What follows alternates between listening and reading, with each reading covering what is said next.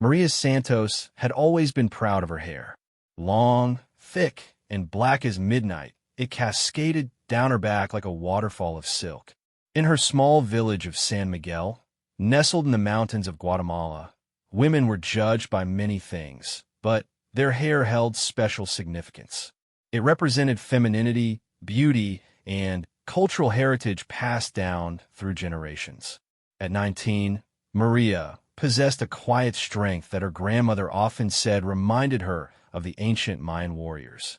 She worked at the local textile factory, her nimble fingers weaving patterns that told stories of her ancestors. Every morning, she would braid her hair carefully, securing it with ribbons her mother had made from scraps of colorful fabric. The trouble began on a Tuesday morning in March when the new supervisor, Carlos Mendez, arrived at the factory. He was a man from the capital, with sharp eyes and an even sharper tongue. Unlike the previous supervisor, who had been from their village and understood their ways, Carlos brought with him ideas about efficiency and modernization that clashed with their traditions. "Ladies," Carlos announced during the morning assembly, his voice cutting through the chatter like a blade, "I've noticed that many of you are spending excessive time on your appearance. Long hair is a safety hazard in this workplace. It can get caught in machinery and slow down production." Maria felt a chill run down her spine. She glanced around at her co-workers, seeing the same fear reflected in their eyes. Their hair wasn't just hair, it was part of who they were. "Effective immediately," Carlos continued. "All female employees must keep their hair short, above the shoulders, or they will be terminated." The room erupted in whispers and protests. Maria's best friend, Carmen, grabbed her arm, her face pale with shock. "He can't do this," Carmen whispered. "This is our culture, our tradition." But Carlos raised his hand for silence. "This is not negotiable. You have 1 week to comply. Those who refuse will be replaced. There are plenty of women in the city who would be grateful for these positions." Maria's heart pounded as she walked home that evening, her mind racing with possibilities. She couldn't lose this job. It was the only source of income for her family since her father had injured his back in a farming accident. Her mother took in washing and mending, but it barely covered their basic needs. The textile factory job allowed Maria to help pay for her younger brother's schooling and her father's medication. That night, as she sat at the wooden table her grandfather had made, Maria stared at her reflection in her mother's small mirror. Her hair framed her face, and she could see generations of women before her in her features. Her grandmother, who had lived through civil war and poverty, had always told her that a woman's dignity came from within, but her hair was the crown that showed the world her pride. Mija, her mother, Elena, said softly, sitting down beside her, "What troubles you?" Maria explained the supervisor's ultimatum, watching as her mother's face grew grave. Elena reached out and touched her daughter's hair gently. "Your great-grandmother cut her hair only once in her life," she said quietly, "when your great-grandfather died, as a sign of mourning. She said it was like cutting away a part of her soul." Sleep eluded Maria that night. She tossed and turned on her narrow bed, listening to the sounds of the village, the distant barking of dogs, the whisper of wind through the trees, the soft murmur of her parents talking in hushed tones in the next room. She knew they were worried about her, about their family's future. The next few days passed in a blur of anxiety and sleepless nights. Some of the women at the factory had already cut their hair, arriving at work with short, uneven styles that made them look like different people entirely. Maria watched as they tried to hold their heads high, but she could see the sadness in their eyes, the way they unconsciously reached to touch hair that was no longer there. Carmen had decided to quit rather than cut her hair. "I'll find work cleaning houses in the city," she told Maria during their lunch break. "It's better than losing myself." But Maria couldn't quit. Her family depended on her income too much. Every night, she sat with her hairbrush, slowly combing through her long locks, wondering if each stroke might be among the last. On Friday afternoon, as Maria walked through the village square after work, she encountered Father Miguel, the elderly priest who had baptized her and watched her grow up. His kind eyes noticed her troubled expression immediately. "Maria, child, you look as though you carry the weight of the world on your shoulders." She found herself pouring out the entire story to him, her voice breaking as she explained her impossible situation. Father Miguel listened with patience and compassion, nodding thoughtfully. "You know," he said when she finished, "there's an old saying that true strength is shown not in what we refuse to sacrifice, but in how we handle the sacrifices life demands of us. Your hair is beautiful, but your spirit is what makes you truly magnificent." His words provided little comfort, but Maria appreciated his attempt to help. As she continued her walk home, she passed the village's small shrine to the Virgin of Guadalupe. She stopped and knelt on the worn stone steps, pressing her hands together in prayer. "Please," she whispered, "show me the right path. Give me the strength to do what I must do."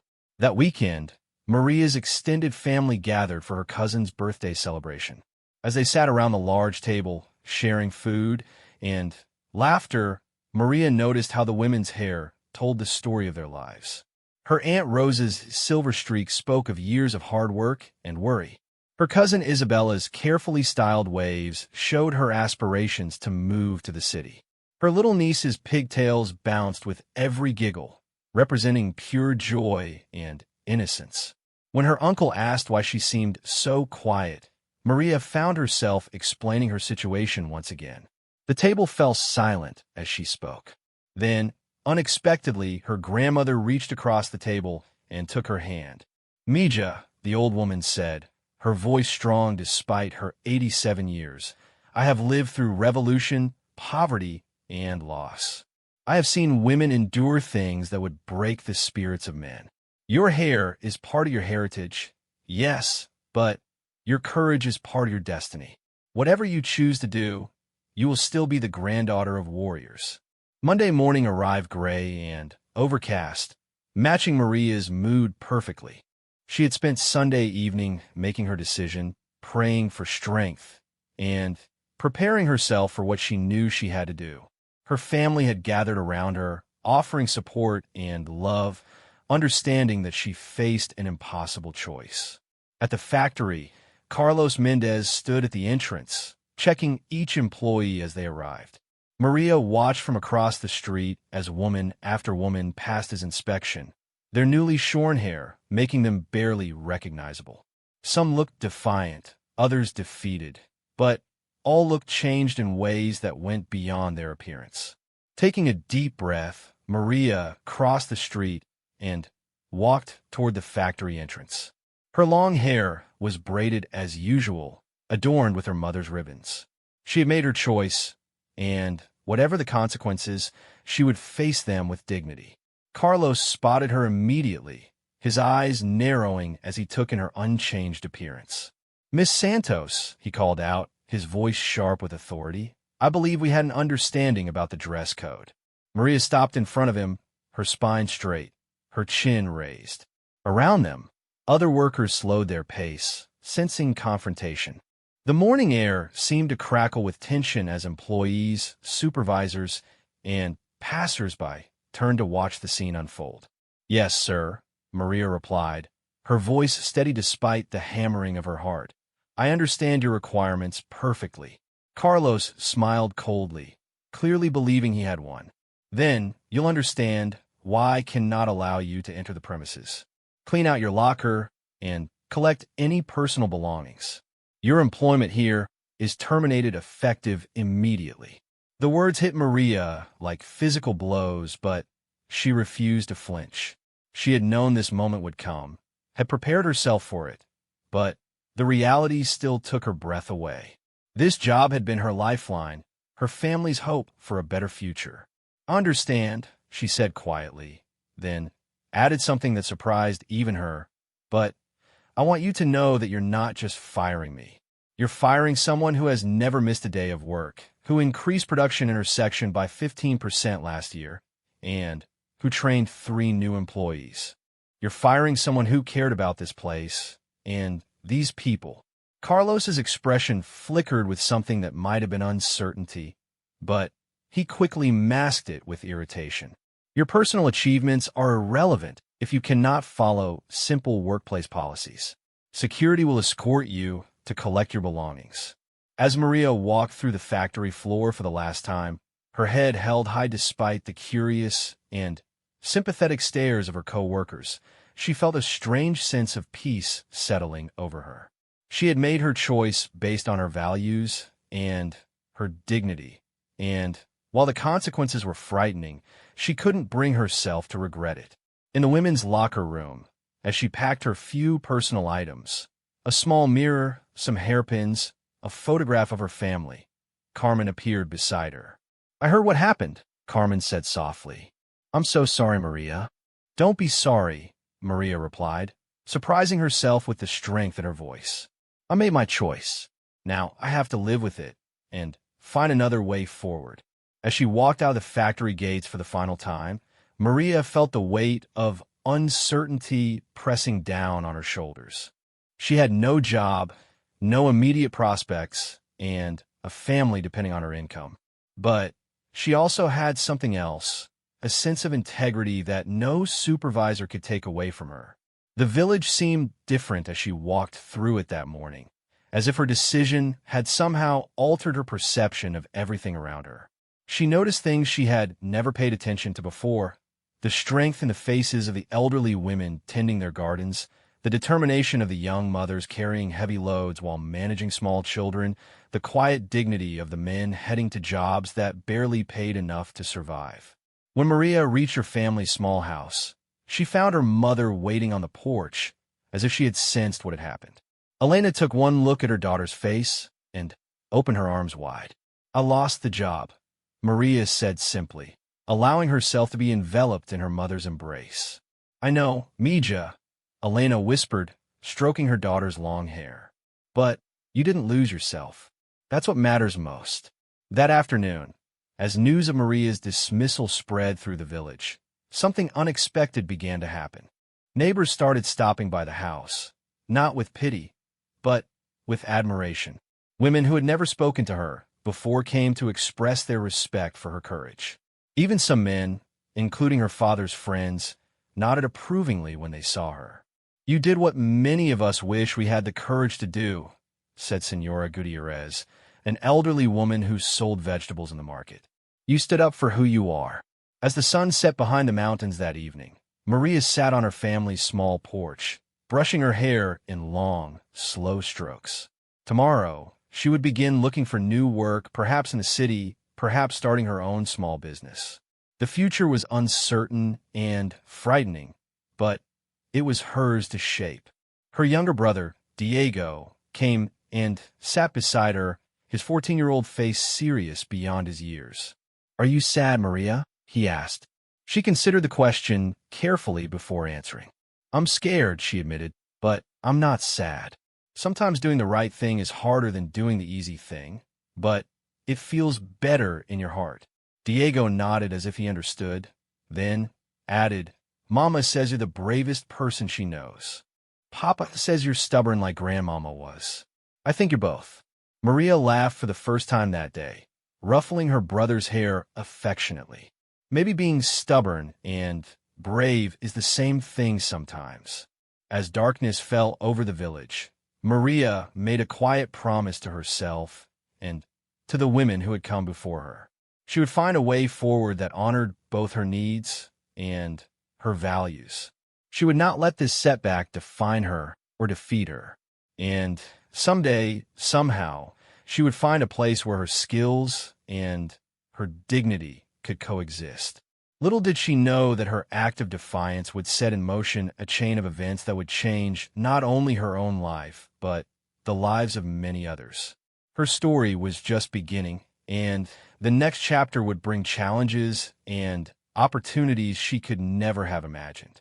3 weeks had passed since Maria lost her job, and the reality of unemployment had settled over her family like a heavy blanket.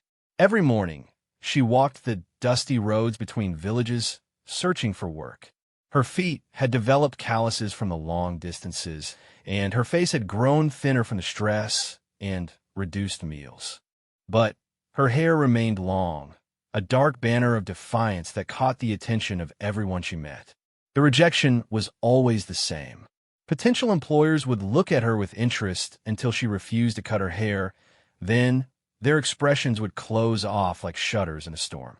Some were apologetic, others dismissive, but the answer was always no. Word had spread about the woman who chose her hair over employment, and many business owners saw her as a troublemaker who might encourage other workers to challenge authority.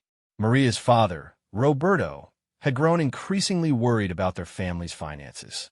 His injury prevented him from doing manual labor, and the small amount Elena earned from washing clothes for wealthier families was barely enough to buy rice and beans. The money Maria had saved from her factory job was almost gone, spent on Diego's school supplies and Roberto's pain medication. "Mija," Roberto said one evening as they sat around their small table, sharing a dinner of tortillas and watery soup. "Perhaps it's time to reconsider. Hair grows back, but opportunities like jobs don't always return." Maria looked at her father's weathered hands, scarred from years of farm work, and felt a stab of guilt. He was a proud man who hated being unable to provide for his family. But every time she thought about cutting her hair, she remembered the defeated look in her former co-workers' eyes, the way they had seemed diminished by more than just their shorter hairstyles. "Give me a little more time, Papa," she pleaded. "I'll find something. I have to believe that there's someone out there who values what I can do more than how I wear my hair." Her mother reached across the table and squeezed her hand. "We believe in you, Mija, but we also need to eat." That night, Maria lay awake listening to her parents whispering in the next room. She caught fragments of their conversation, words like debt and worried and maybe the capital.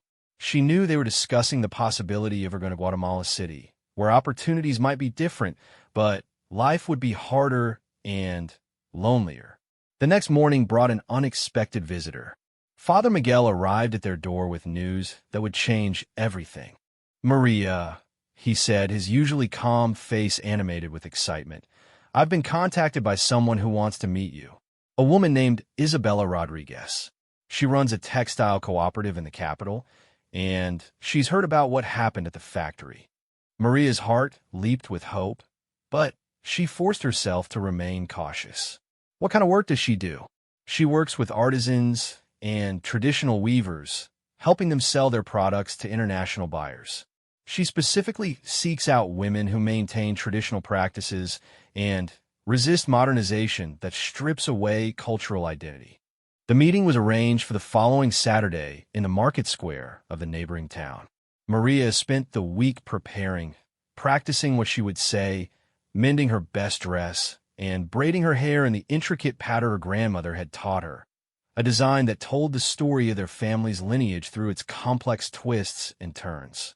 Saturday morning dawned clear and bright. Maria's entire family accompanied her to the market, understanding that this meeting could determine their future. As they walked through the crowded square, filled with vendors selling everything from hand-woven textiles to fresh produce, Maria scanned the crowd for a woman matching Father Miguel's description. "Excuse me, are you Maria Santos?" a voice called out behind her. Maria turned to see a woman in her 40s approaching, dressed in a beautifully embroidered blouse and skirt that immediately identified her as someone who appreciated traditional craftsmanship. Isabella Rodriguez had silver streaks in her black hair, which was worn in an elegant bun, and her dark eyes held an intelligence and warmth that put Maria immediately at ease. "Yes, I am," Maria replied, unconsciously straightening her shoulders. "I'm Isabella. Thank you for agreeing to meet with me." She gestured toward a small cafe at the edge of the market. "Shall we talk somewhere quieter?" As they settled at a small wooden table with cups of coffee between them, Isabella studied Maria with frank appreciation. "You're exactly as Father Miguel described, young, determined, and unwilling to compromise your principles." "Some people would say I'm stubborn and impractical," Maria replied honestly. Isabella laughed, a rich sound that made several people at nearby tables turn and smile. "The best women I know have been called both of those things. Tell me about your experience at the textile factory." For the next hour, Maria found herself sharing not just the facts of her dismissal, but her feelings about the loss of cultural identity she had witnessed among her coworkers. She talked about the skill and artistry that went into traditional weaving, the stories embedded in ancient patterns, and her fear that future generations would lose this connection to their heritage. Isabella listened intently, occasionally asking questions that showed her deep understanding of the issues Maria was describing. When Maria finished her story, Isabella sat back in her chair with a thoughtful expression. Maria, I'm going to tell you about my organization, but first I want you to understand something important. What happened to you at that factory wasn't just about hair. It was about power, control, and the systematic elimination of indigenous identity in the name of progress. She went on to explain that her textile cooperative worked with women throughout Central America who had faced similar challenges. They created high-quality, traditionally made products that were sold to specialty stores and cultural centers in North America and Europe, providing sustainable income while preserving ancient techniques. The work isn't easy, Isabella warned. It requires dedication, artistic skill, and business sense. But it allows women to earn good money while maintaining their cultural practices and dignity. Maria felt excitement building in her chest, but she forced herself to ask the practical questions. What would this mean for my family? Would I have to move to the capital? Initially, you would need to spend several months in Guatemala City learning our processes and techniques. We have a residence where women can stay during their training. After that, much of the work can be done from your village, though you would need to travel regularly for meetings and deliveries. The conversation continued for another hour, with Isabella explaining the cooperative structure, the training program, and the potential income Maria could earn. By the time they finished talking, Maria's mind was spinning with possibilities she had never dared to imagine. I need to discuss this with my family, Maria said finally. Of course. But, Maria, I want you to know that I'm not offering you this opportunity because I feel sorry for you. I'm offering it because you have exactly the kind of strength and integrity our cooperative needs. The woman who chose unemployment over compromise is exactly the kind of woman who can help preserve our cultural heritage for future generations. That evening, the Santos family held a long discussion around their kitchen table. The opportunity Isabella offered was exciting, but it also meant significant changes and challenges. Maria would have to leave home for several months, and success was not guaranteed. What does your heart tell you, Mija? Elena asked.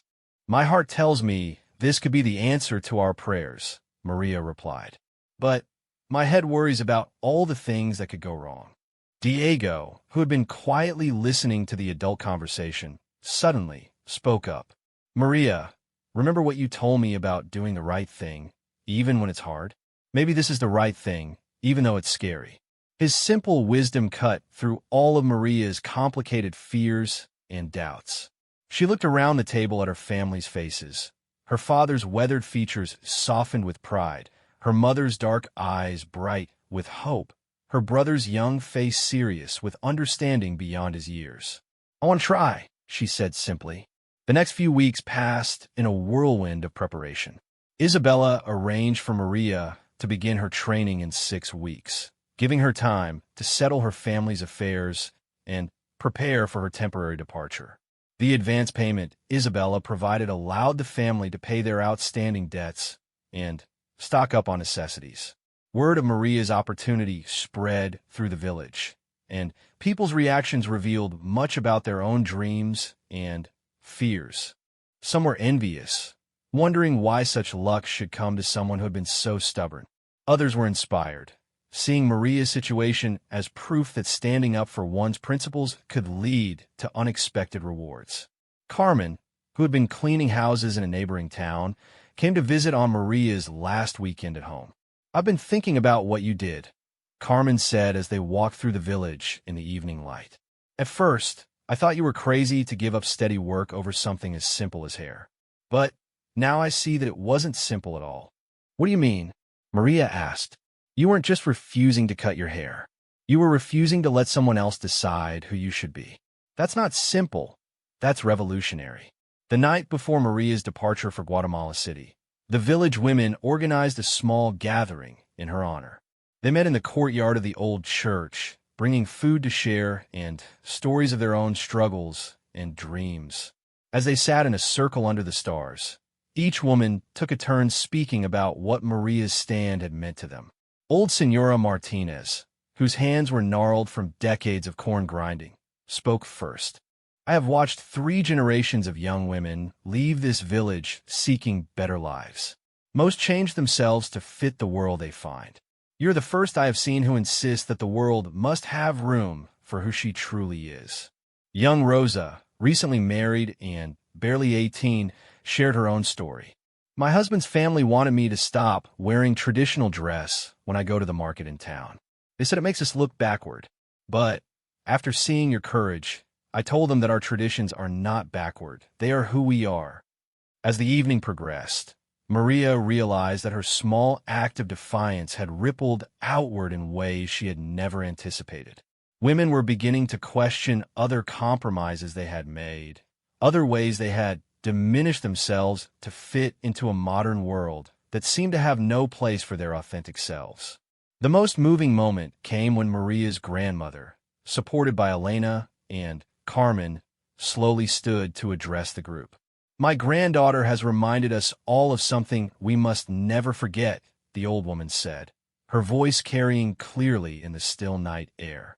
Our ancestors did not preserve our traditions through centuries of conquest, oppression, and change so that we could abandon them for the convenience of employers who see us only as hands to work, not as whole human beings with rich cultural heritage. She paused, looking directly at Maria. You go tomorrow to learn new skills and explore new opportunities. But you go as yourself, completely yourself, and that makes all the difference. As the gathering ended and the women gradually departed, Maria felt a profound sense of connection to something larger than herself. She was no longer just a young woman seeking employment. She had become a symbol of cultural resistance and dignity. The next morning, as Maria boarded the bus that would take her to Guatemala City, her hair was braided in a style that incorporated elements from several traditional patterns. Her mother had worked late into the night, weaving small silver threads into the braid, threads that had belonged to Maria's great-grandmother and carried the blessings of generations of women. As the bus pulled away from the village, Maria pressed her face to the window, watching her family and her home disappear into the mountain landscape. Fear and excitement warred in her stomach, but underneath both emotions was a steady foundation of certainty. She was embarking on this journey as herself, unchanged and uncompromised, and that knowledge gave her strength. The road to the capital was long and winding, but with each mile that passed, Maria felt herself moving not just toward a new job, but toward a future where her values and her practical needs might finally align. She had no idea what challenges awaited her, but she faced them with her head held high and her heritage intact. Guatemala City overwhelmed Maria's senses from the moment she stepped off the bus. The noise was constant: car engines, honking horns, shouting vendors, construction equipment, and the chatter of thousands of people moving through streets that seemed impossibly crowded compared to her quiet village. The air was thick with exhaust fumes and the smell of street food, and buildings stretched toward the sky in ways that made her neck ache from looking up. Isabella met her at the bus terminal, navigating through the chaos with the confidence of someone who had lived in the city for decades. As they walked to Isabella's car, Maria clutched her small suitcase tighter, trying not to stare at the overwhelming diversity of people, clothing styles, and languages she heard being spoken. It's a lot to take in, Isabella said gently, noticing Maria's wide-eyed expression. I remember my first day in the capital. I was convinced I'd made a terrible mistake leaving my hometown. Did you ever regret it? Maria asked as they drove through streets lined with everything from modern office buildings to small shops selling traditional crafts. many times, especially in the beginning. But I learned that you don't have to choose between your heritage and your future. You can create a bridge between both. The cooperative's headquarters occupied a converted colonial-era mansion in the historic district.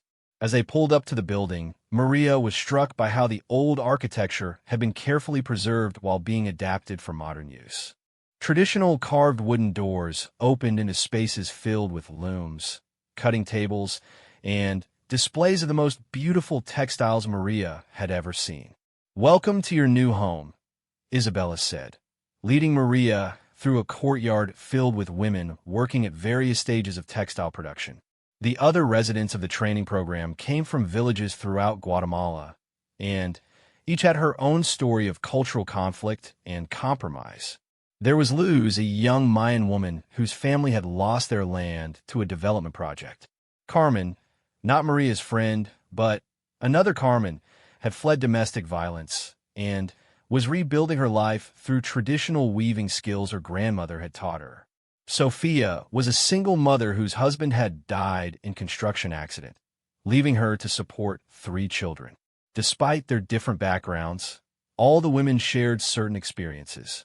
They had all faced pressure to abandon traditional practices in favor of modern expectations. They had all struggled to find ways to earn decent money while maintaining their cultural identity. And they had all found their way to Isabella's program through a combination of desperation and determination. Maria's room was small, but comfortable, with a window that looked out onto the courtyard where women worked during daylight hours. Her roommate was Elena, another Elena, which made them both laugh when they discovered the coincidence. This Elena was from the Highlands and spoke 3 languages fluently: Spanish, Kitsch, and some English. "Isabella requires us to learn at least basic English," Elena explained that first evening as they unpacked Maria's belongings. "Many of our customers are from the United States and Canada.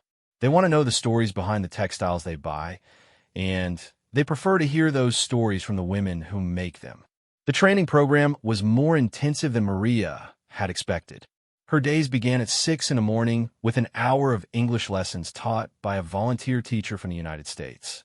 After breakfast, she spent 4 hours learning advanced weaving techniques that went far beyond what she had known from the factory or from watching her mother and grandmother. Isabella had assembled master weavers from different regions, each specializing in specific traditional patterns and methods.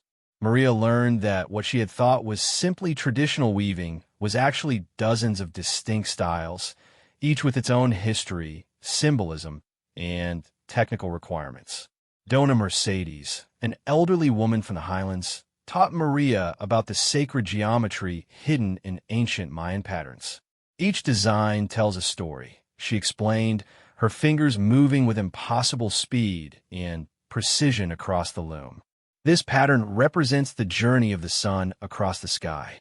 This one shows the connection between earth and heaven. When you weave these patterns, you are not just making cloth, you are preserving the wisdom of our ancestors." From Senora Gutierrez, Maria learned about natural dyeing techniques that produce colors of startling richness and complexity.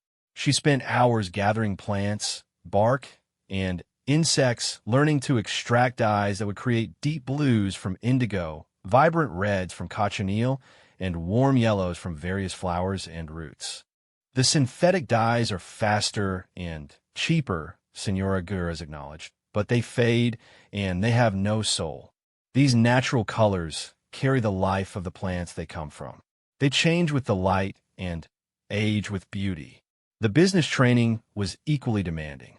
Maria had never thought of herself as a businesswoman, but Isabella insisted that every member of the cooperative needed to understand quality control, inventory management, customer relations, and basic accounting. "You're not just an employee here," Isabella explained during one of their business classes. "You're a partner. Every woman in this cooperative has a voice in our decisions and a share in our profits. But that also means you need to understand how those profits are created and protected."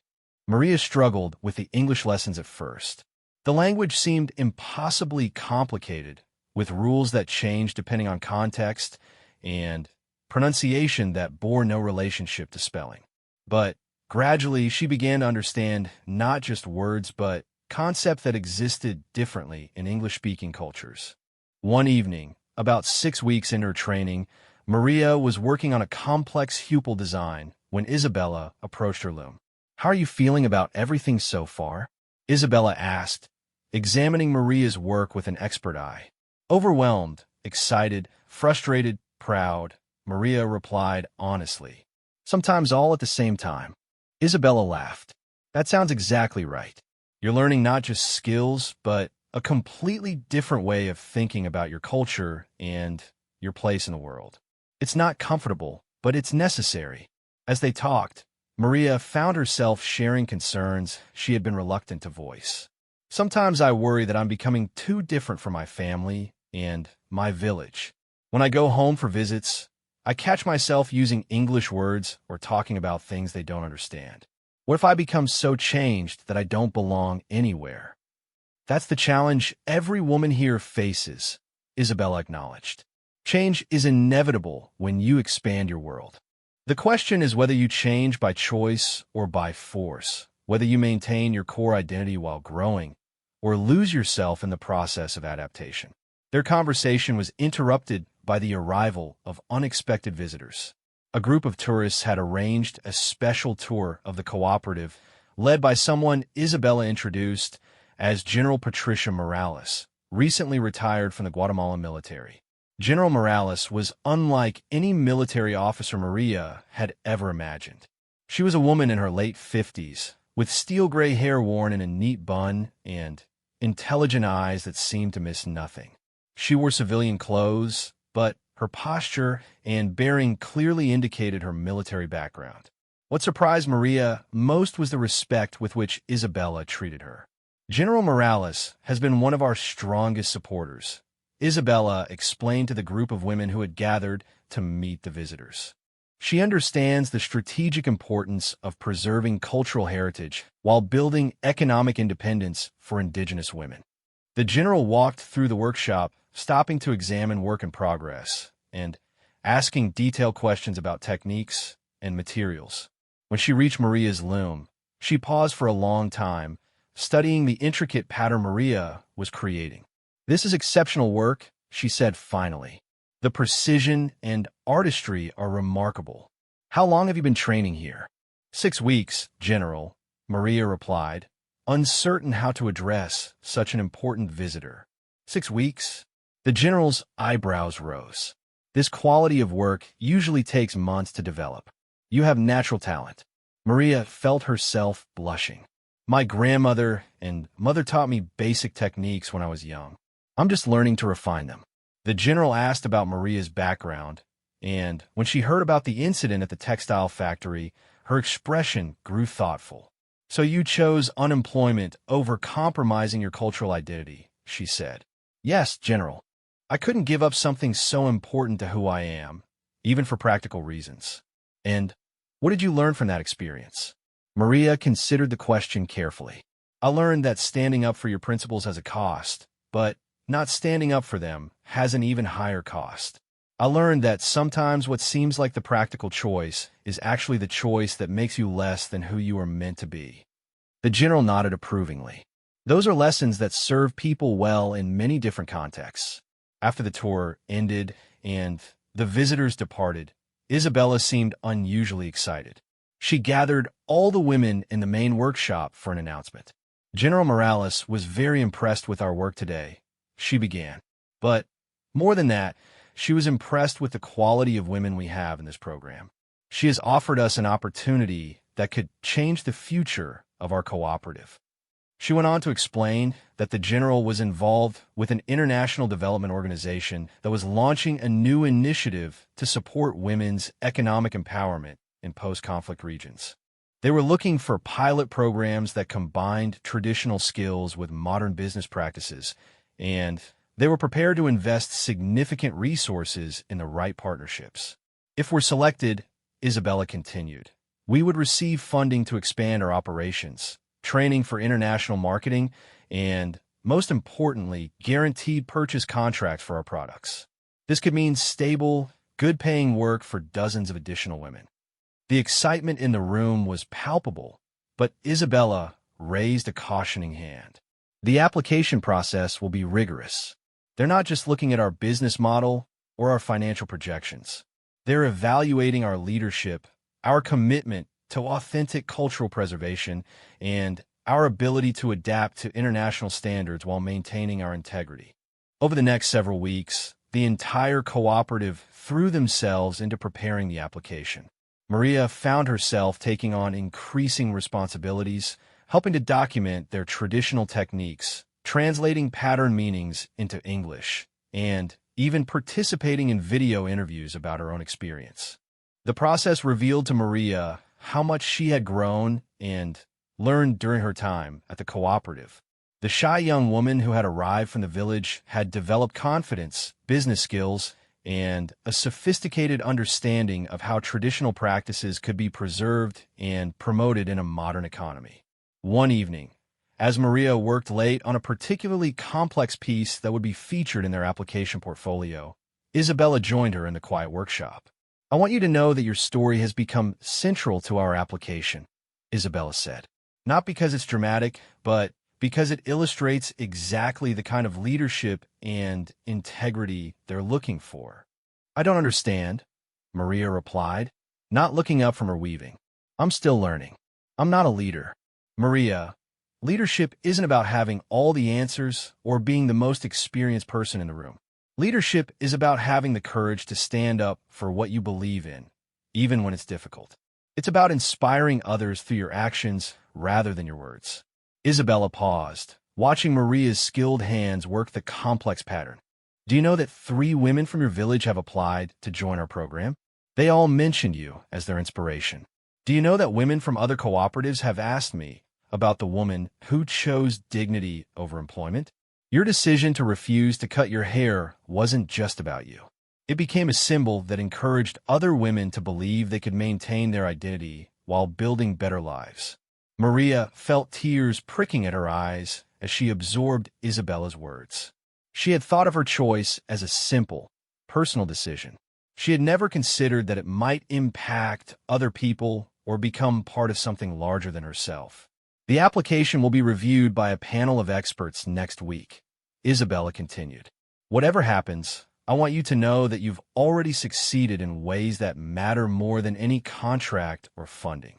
That night, as Maria lay in her small bed, listening to the distant sounds of the city, she thought about the journey that had brought her to this moment. 8 months ago, she had been a factory worker whose biggest concern was meeting production quotas. Now she was part of an organization that was preserving cultural traditions while creating economic opportunities for women throughout Guatemala. More importantly, she had discovered that standing up for her principles hadn't limited her opportunities. It had opened doors she had never known existed. The woman who had refused to cut her hair to keep a job was now being recognized as a leader in a movement that could impact hundreds of women's lives.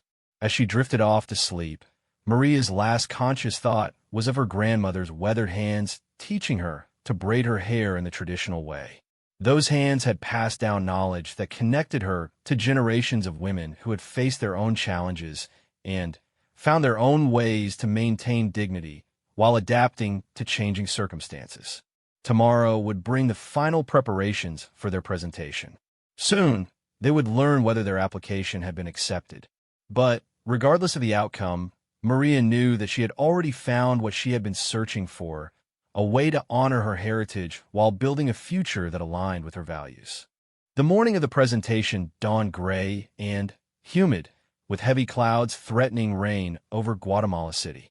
Maria woke before her alarm, her stomach tight with nervous energy. Today, a panel of international development experts, including General Morales, would evaluate their application for the Women's Empowerment Initiative. Everything the cooperative had worked toward over the past months would be decided in the next few hours. As Maria dressed carefully in her finest huipil, the same one she had worn on her first day at the cooperative, now enhanced with the advanced techniques she had learned, she thought about how much had changed since that uncertain young woman had stepped off the bus from her village. Her hands moved automatically through the familiar process of braiding her hair, incorporating the silver threads her mother had woven in months ago, now augmented with small beads that told the story of her journey. The presentation was scheduled to take place in the conference room of a modern hotel in the business district. Isabella had spent weeks preparing their materials, but she had insisted that the women themselves tell their stories. Maria would be representing not just her own experience, but the experiences of indigenous women throughout Guatemala who were seeking ways to preserve their culture while building economic independence. At breakfast, the other women in the cooperative gathered around Maria, offering encouragement and sharing their own nervous excitement. Elena, her roommate, had prepared traditional foods for everyone to share, believing that beginning the day with the taste of home would bring good luck. "Remember," said Luz, the young Mayan woman whose family had lost their land, "we're not just asking for money. We're offering them a partnership with something unique and valuable." Carmen added, "You speak for all of us today, Maria. But also remember to speak for yourself, for the woman who chose dignity over compromise." Isabella arrived earlier than usual, her typically calm demeanor showing signs of stress. As they loaded their presentation materials into her car, she went over the key points one final time. The panel will include representatives from 3 international development organizations, 2 business consultants who specialize in sustainable enterprises, and General Morales, she explained. "They've reviewed our written application, but this presentation is their chance to evaluate our leadership capabilities and our authentic commitment to cultural preservation." The hotel conference room was intimidating in its corporate formality. Floor-to-ceiling windows looked out over the busy streets of the capital, and the long polished table was surrounded by leather chairs that seemed designed for serious business discussions. Maria had never been in such a professional environment, and she felt her confidence wavering as she looked around at the setting. The panel members arrived punctually at 9 o'clock. General Morales entered first, wearing a crisp business suit, but maintaining the same commanding presence Maria remembered from her visit to the cooperative.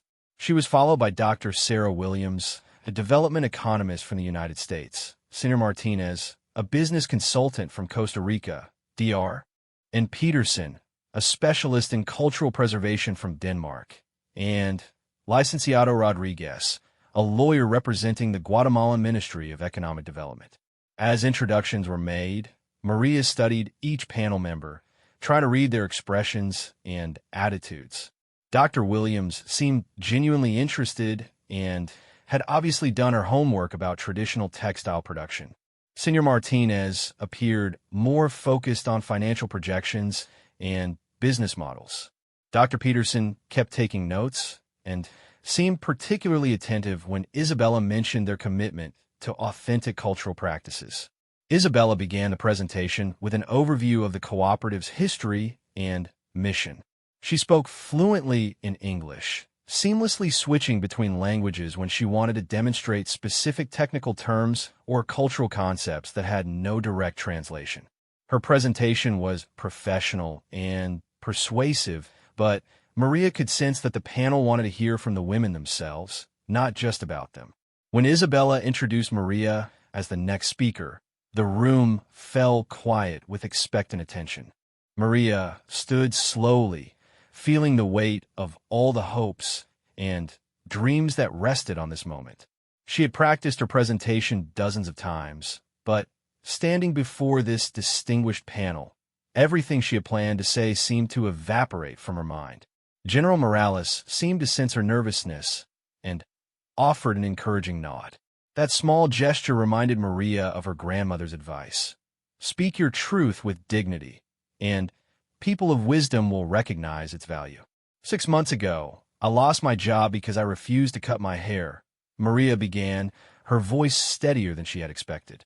The supervisor at the textile factory said my long hair was a safety hazard and inefficient. But for me, cutting my hair would have been like cutting away part of my identity. She paused, looking around the table, and was encouraged to see that every panel member was paying close attention. I thought I was just making a personal choice about my appearance. I didn't understand that I was actually making a choice about who I wanted to be in the world. When I chose unemployment over compromise, I discovered that sometimes losing what seems important opens the door to finding what is actually important. Maria went on to describe her journey to the cooperative, her training experience, and her growing understanding of how traditional skills could be transformed into sustainable economic opportunities. But as she spoke, she realized that her story was about much more than personal success. What I learned here isn't just how to weave more complex patterns or how to speak English or how to manage business relationships, she continued.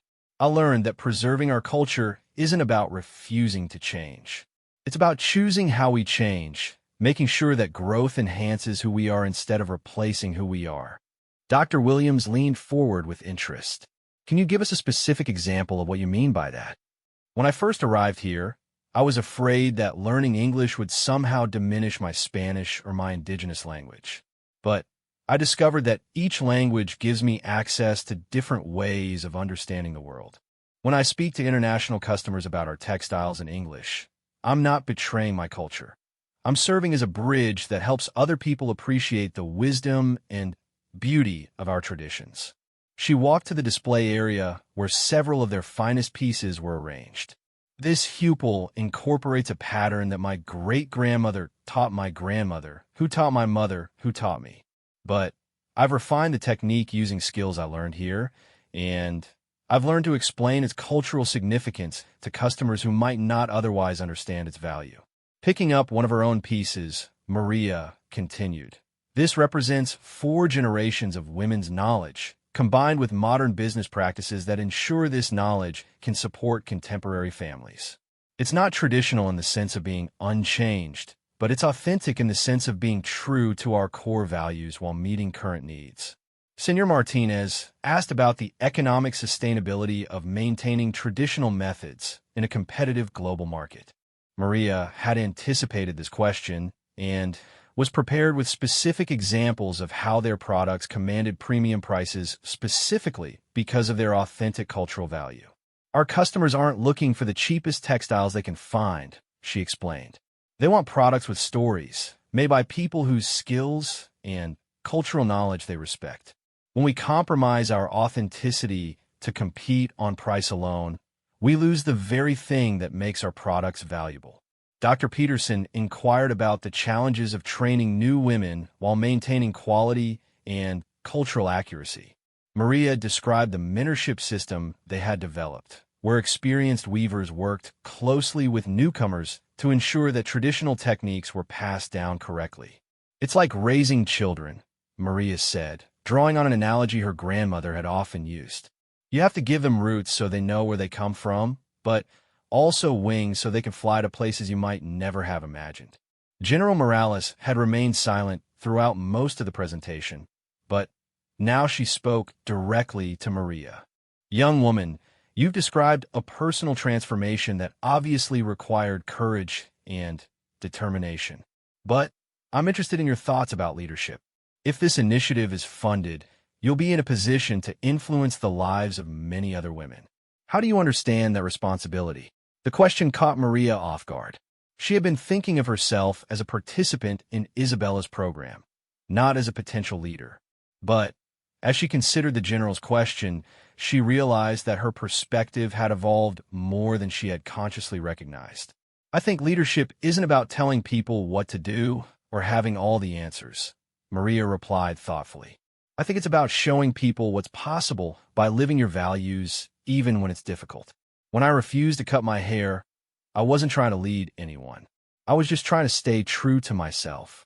But apparently that choice encouraged other women to examine their own compromises and consider other possibilities. She paused, thinking about the women from her village who had applied to join the cooperative. The letters Isabella had shown her from women in other regions who were starting similar initiatives. If I have learned anything about leadership, it's that real leadership comes from authenticity, not authority.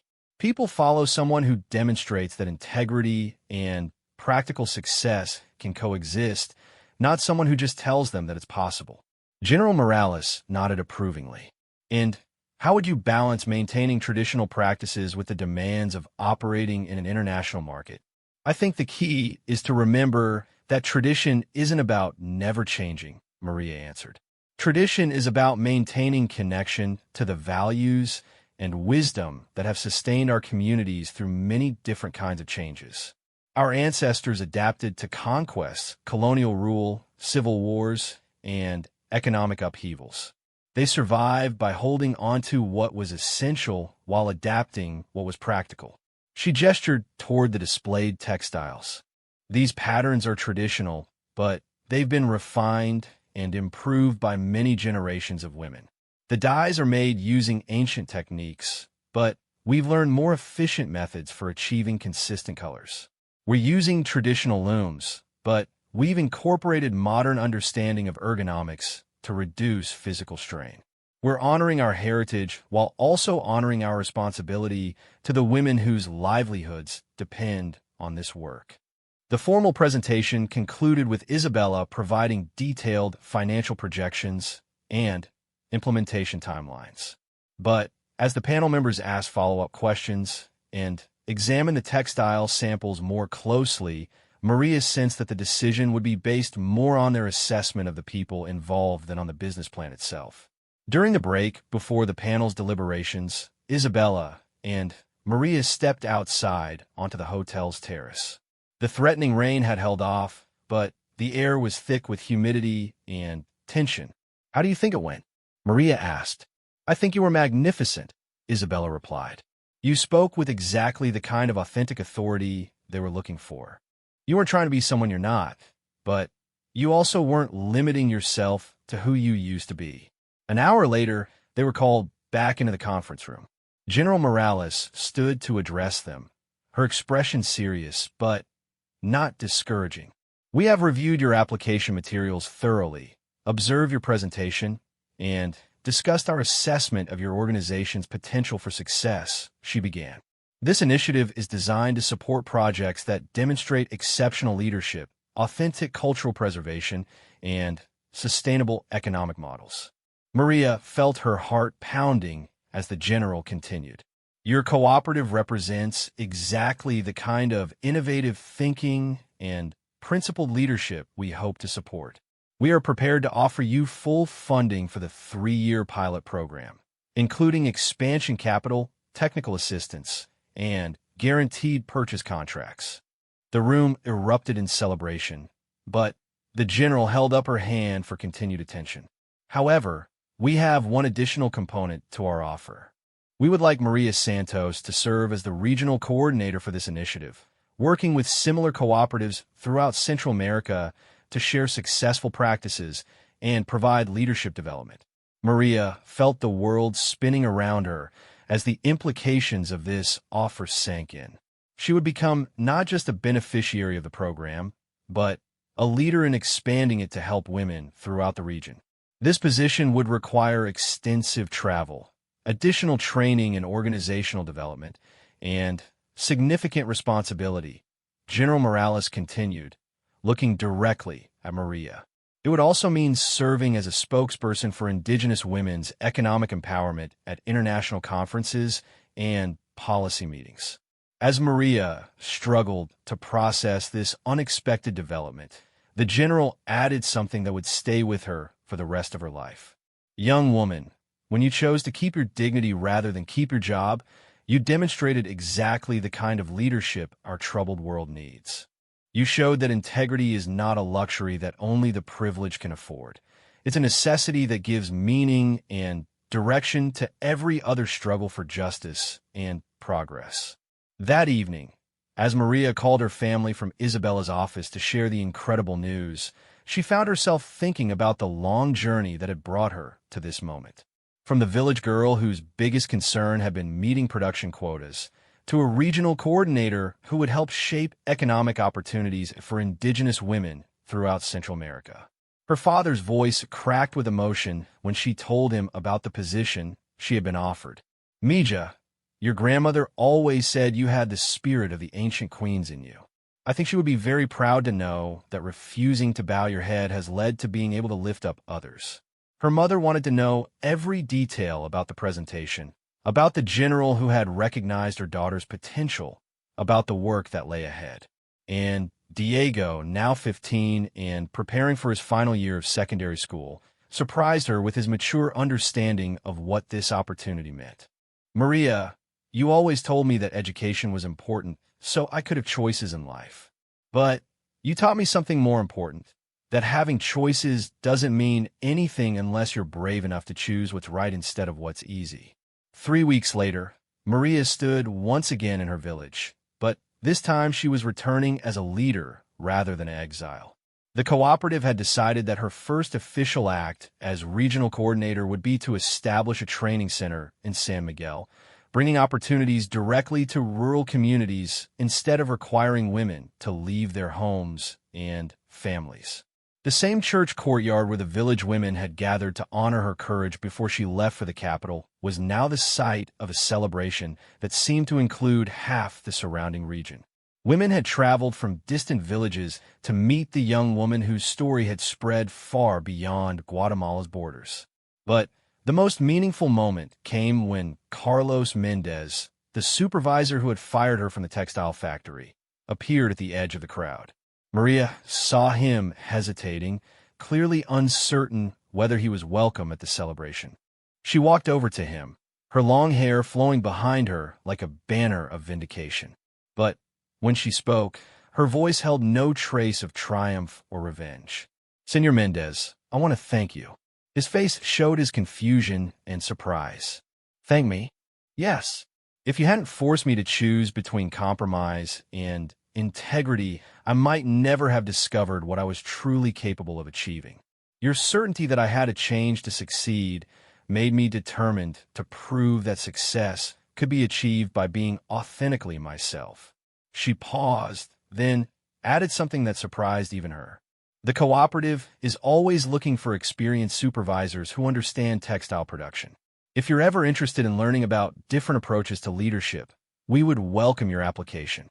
As the celebration continued into the evening, with traditional music and dancing that honored both ancient customs and contemporary achievements, Maria found herself surrounded by women and girls whose eyes shone with new possibilities. Some were asking about the training programs, others wanted to share their own stories of cultural conflict and compromise. But the moment that would stay with her forever came when her 5-year-old niece, daughter of her cousin Isabella, tugged on her pupil to get her attention. "Tia Maria," the little girl said in her clear, confident voice, "when I grow up, I want to have long hair just like yours. And I want to be brave like you." Maria knelt down to the child's level, gently touching the little girl's hair, which was already being grown long in the traditional way. "Mija," she said softly, "the most important thing isn't having long hair or short hair. The most important thing is making sure that whatever choices you make about how you look and how you live come from inside you, from your own understanding of who you are and who you want to become." The child nodded solemnly, as if she understood that she was receiving wisdom that would serve her throughout her life. As the stars emerged in the clear mountain sky above the celebration, Maria reflected on the unexpected path that had led her from unemployed factory worker to regional leader. She had learned that standing up for your principles doesn't guarantee immediate rewards, but it does guarantee that whatever rewards eventually come will be worth having. The woman who had once worried that refusing to cut her hair would limit her opportunities had discovered that authenticity doesn't close doors. It opens the right doors, the ones that lead to futures aligned with your deepest values. And tomorrow would begin the next chapter of her journey, as she worked to ensure that other women throughout the region would have the same opportunities to choose dignity over compromise, to build bridges between tradition and progress, and to discover that sometimes the most practical thing you can do is to remain true to who you are meant to be. Standing in the courtyard where generations of her ancestors had celebrated, surrounded by women whose lives had been touched by her courage, Maria understood that her story had become larger than herself. She had become living proof that integrity and success could coexist, that cultural preservation and economic progress could support each other, and that sometimes the most revolutionary act is simply refusing to become less than who you are.